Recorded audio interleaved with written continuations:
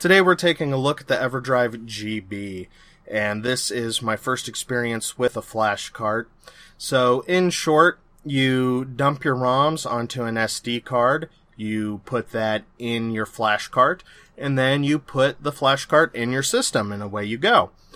Now, the Game Boy Everdrive will work with your Game Boy DMG1, your Game Boy Pockets, your Game Boy Colors, your Game Boy Advances, your Game Boy SPs, your Super Game Boys, your Super Game Boy 2s, and your Game Boy players. Pretty much anything that will accept Game Boy and Game Boy Color games you can use this with. Playing a game on the Game Boy Everdrive is indistinguishable from the real experience because it is the real experience.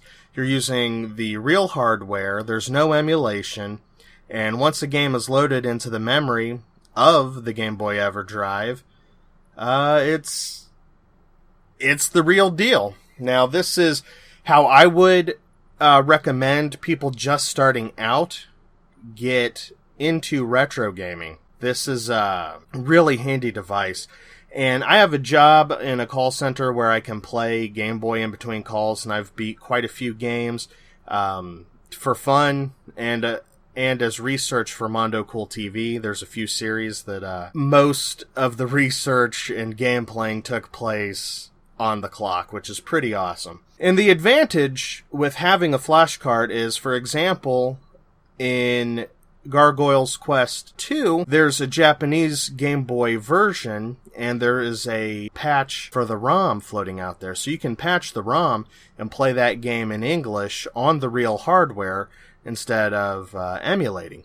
Now, I prefer the real hardware whenever possible. I'm not one of those anti-emulation dummies, but, you know, I would say you're getting a more authentic experience with the real hardware in a flash cart versus the real game and then something like the Retron 5, which emulates it. And I would rather play a game on a CRT with the real hardware, and then what the data is contained on is irrelevant. Although, one will cost you a whole hell of a lot more. There are plenty of games that cost several orders of magnitude more than a flash cart. The only complaint I have is the way the buttons are flipped in the menu of the Game Boy Everdrive. B is select, and when I first got it, it took me a couple of seconds to realize what was going on, and that B was select and A was back. So that was unusual. Other than that, I would say this is an absolutely indispensable device, and as time goes on,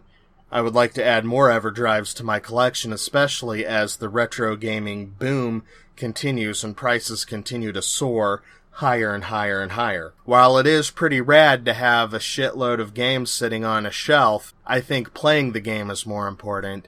And as long as you're getting an authentic experience on real hardware, for me at least, it's a worthwhile endeavor. So I would highly recommend getting a Game Boy Everdrive. I've had a lot of fun with mine. It has seen a lot of hours of use. It's been absolutely indispensable for research for Mondo Cool TV. Be it playing translated ROMs, there's a few. Bomberman GB3, while I do have a real copy of the game sitting on my shelf, it was nice being able to play it in English. And it was absolutely indispensable for the upcoming Gargoyle's Quest episode of Mondo Cool TV, where I was able to play through the Japanese version with English. That helped me to play through that game again. Other things like multiplayer, there's some multiplayer components, and not having to buy 2 copies of an expensive game like Fortified Zone 2 or Ikari no Yusei 2, not having to buy 2 legit copies of it, it's very economical. Highly recommended. Get yourselves an Everdrive GB if you're a fan of the Game Boy and Game Boy Color and its large library of excellent games. This is a wonderful thing to have in your Game Boy collection.